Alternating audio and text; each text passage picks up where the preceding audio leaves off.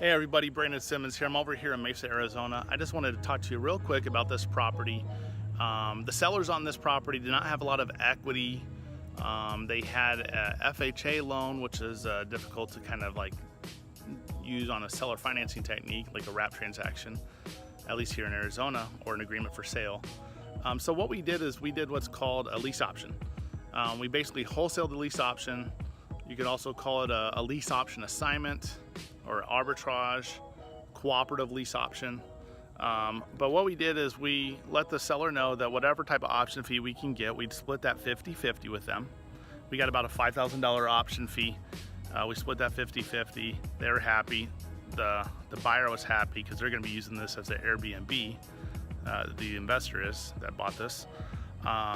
Now I just wanted to kind of let you know that it's so important to understand all the different techniques that you can use to kind of get out of these deals, to find out your exit strategies on these deals. So the more tools you have in your tool belt, the better. Understand lease options, how to do a cooperative lease option, and you'll be able to, you know, instead of having a garbage deal that you're going to throw away, a throwaway lead, you can make a quick $5 grand, $2,500, $7,500, something like that, real quick, instead of just losing the money outright. A quick shout out to a couple people that helped me understand lease options. I want to thank Joe McCall, Gavin Timms, Todd Toback, Claude Diamond, Michael Carbonare, Wendy Patton, and Michael Buckles.